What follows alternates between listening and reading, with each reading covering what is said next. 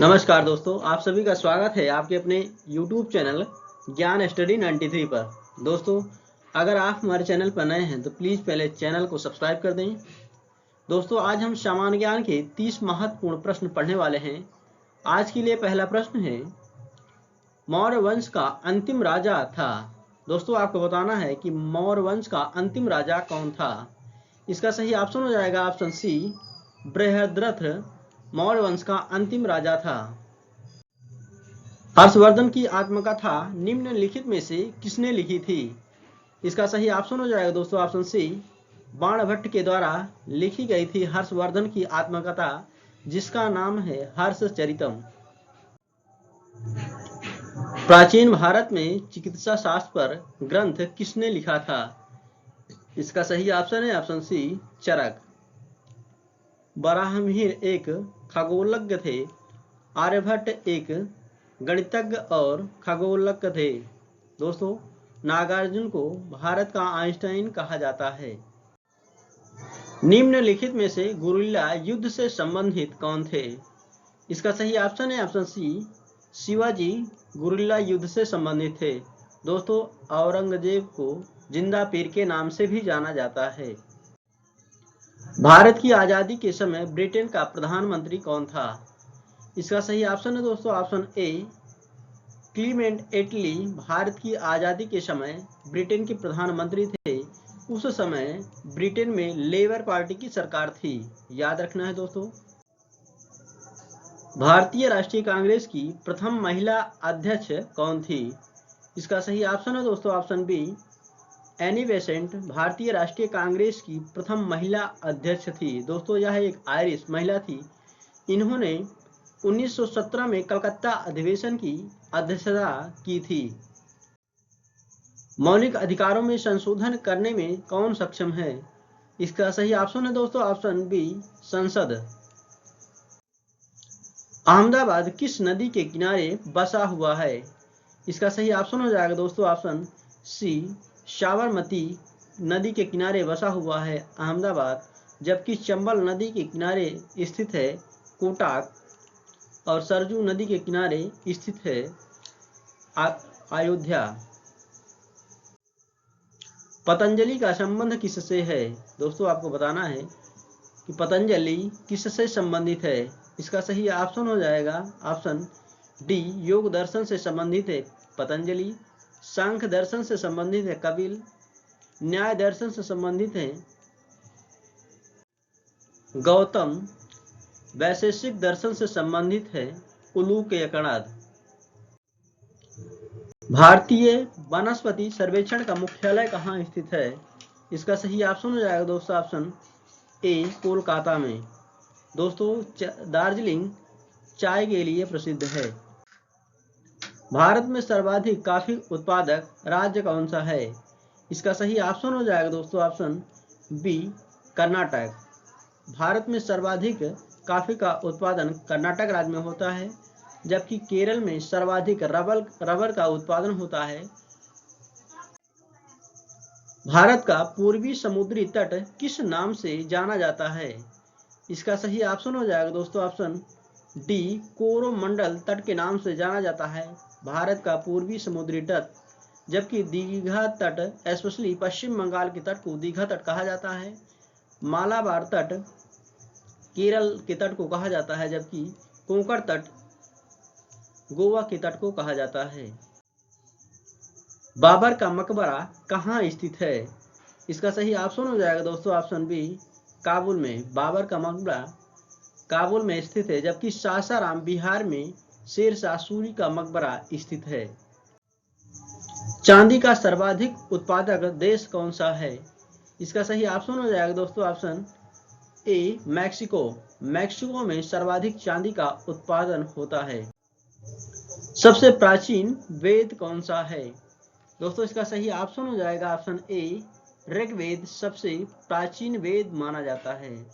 दोस्तों, यजुर्वेद यज्ञ से संबंधित है। सामवेद गीत से संबंधित है, जबकि अथर्ववेद को महिवेद भी कहा जाता है। श्रीलंका का पुराना नाम क्या था।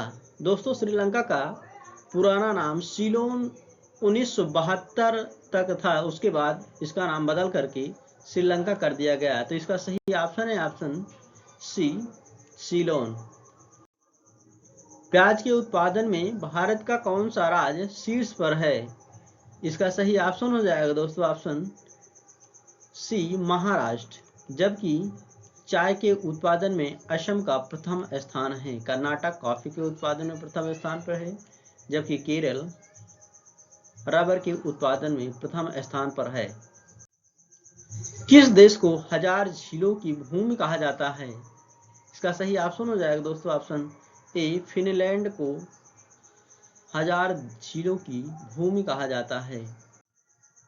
सूचना का अधिकार अधिनियम कानून कब लागू किया गया?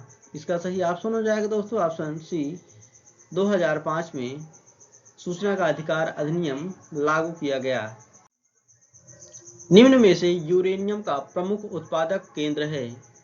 इसका सही ऑप्शन हो जाएगा दोस्तों ऑप्शन सी, जादूगोड़ा यूरेनियम का प्रमुख उत्पादक केंद्र है। दोस्तों जादूगोड़ा की खान झारखंड राज्य में स्थित है, जबकि डिगबोई तेल के लिए प्रसिद्ध है, झरिया कोयला के लिए प्रसिद्ध है। व्यावसायिक बैंकों का राष्ट्रीयकरण कब किया गया था? दोस्तों व्यावसायिक बैंकों का राष्ट्रीयकरण 1969 में किया गया था। तो इसका सही ऑप्शन हो जाएगा ऑप्शन सी, 1969 में 14 बैंकों का राष्ट्रीयकरण किया गया था।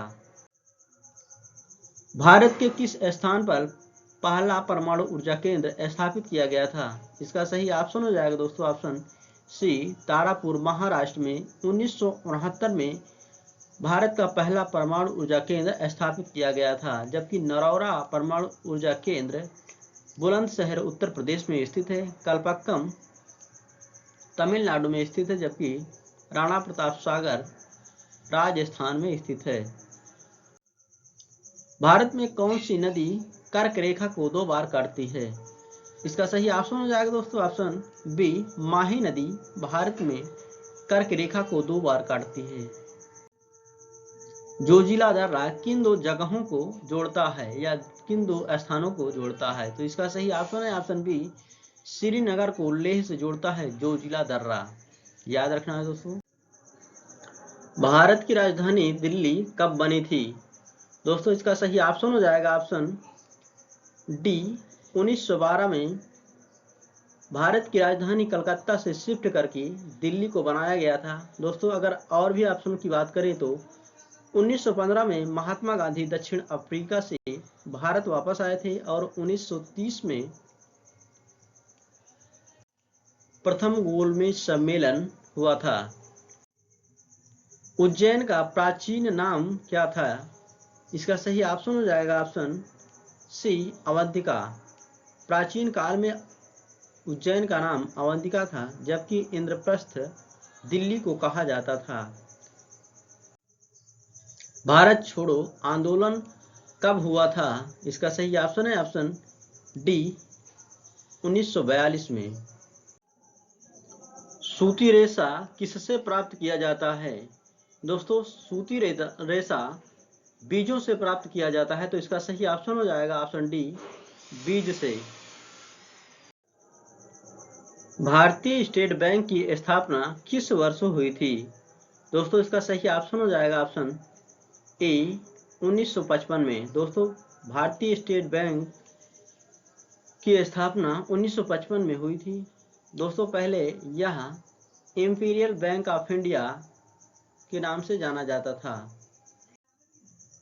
भारत का शेक्सपियर किसे कहा जाता है?